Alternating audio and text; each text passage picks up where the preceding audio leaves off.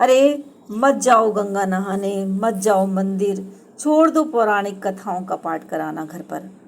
रामलीला और कृष्ण लीला तो छूट ही गई है, परंतु कम से कम आप सनातनी अभिभावक जन इतना तो कर ही सकते हैं कि अपने बच्चों को सनातन दर्शन का सामान्य ज्ञान ही करा दो। गीता ही कदाचित दुनिया की एकमात्र ऐसी किताब है जो मानव प्रवृत्ति और मानव मनोविज्ञान पर आधारित ज्ञान, कर्म और भक्ति के स्वरूप की व्याख्या करती है। हेलो हाय दोस्तों, मैं हूं आपकी दोस्त मधुबाला और आज मैं आपके सामने एक ऐसा प्रसंग प्रस्तुत करने जा रही हूं जो सच्ची घटना पर आधारित है और हर किसी की आंखें खोलने वाला है।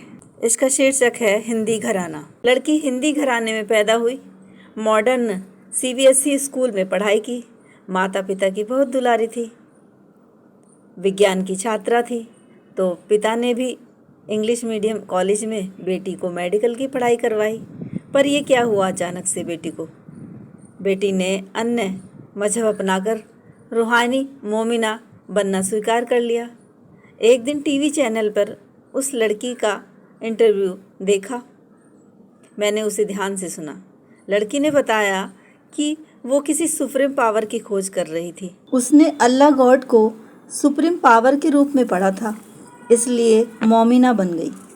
पर जब उस टीवी एंकर ने उसे सुप्रीम गॉड की लिखी हुई आसमानी किताब की एक आयत पढ़कर सुनाई तो वह कुछ देर के लिए अफसोस में पड़ गई। वह आयत गर्भस्थ शिशु के विकास से संबंधित थी। आयत के अनुसार गर्भस्थ शिशु को दुनिया में लाना ही सबसे बड़ी सुन्नत है। फिर टीवी एंकर ने उस इंग्लिश मीडियम स्कूल से पढ़ी लड़की से पूछा कि क्या आयत में लिखी supreme power, supreme God, supreme ज्ञाता की बात को आप फॉलो करोगी? तब से अब तक वह लड़की कन्फ्यूज़न में है और ये कन्फ्यूज़न अब स्वयं उसकी जान की दुश्मन बन सकती है, क्योंकि शिर्क से बड़ा गुनाह कोई नहीं है। अब आते हैं मूल प्रश्न पर, जो मुझे हर एक हिंदी घराने से पूछना है कि एक हिंदी घर में जन्म लेने वाली, कॉन्वेंट की शिक्षा ग्रहण करके मेडिकल की पढ़ाई करने वाली वयस्क लड़की को आसमानी किताब का अरबी सुप्रीम गॉड ही क्यों दिखाई पड़ा? ध्यान देने वाला प्रश्न है पेरेंट्स। वास्तव में इस प्रश्न पर आज के हर उस हिंदी घराने को विचार करना ही चाहिए जो सेक्युलरिज्म, विज्ञानवादी, इंग्लिश रूपी मैकाले की शिक्षा के नाम पर आध्यात्मिक रूप से अपने बच्चों को खोखला बना रहे हैं। और ऐसे ही खोखले मन या आत्मा में आसमानी किताब के सुप्रीम गॉड को जगह मिल ही जाती है। वास्तव में वह लड़की जब सुप्रीम पावर की खोज कर रही थी तो क्या उसे गीता के 11वें अध्याय में वर्णित कृष्ण के विराट रूप या 12वें रूप का तनिक भी ज्ञान नहीं हो पाया? अगर हो जाता तो शायद आसमानी किताब के सुप्रीम गॉड की ओर उसका झुकाव ही न होता।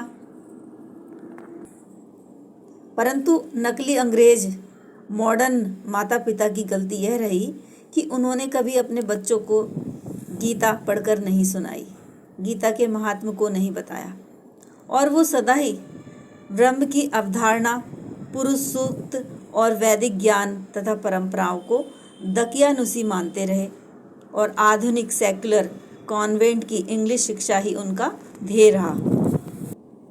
और परिणाम स्वरूप मानव मनोविज्ञान की समझ न होने के कारण ऐसे माता पिता ने अपने बच्चों को आसमानी मजहबों का आसान शिकार बना डाला। तो गीता ही कदाचित दुनिया की एकमात्र ऐसी किताब है जो मानव प्रवृत्ति, मानव मनोविज्ञान पर आधारित ज्ञान, कर्म और भक्ति के स्वरूप की व्याख्या करती है। कथित दीन या मजहब कैसा है, उसका स्वरूप कैसा है, उसमें भक्ति के क्या मायने हैं, इन सब का उत्तर हमें गीता में मिल ही जाता है। परंतु क्या सनातनी माता पिता इतने खोखले हो चुके हैं कि वे गीता, रामायण या वेदों के सूक्तों की चर्चा भी अपने बच्चों के सामने नहीं कर पाते?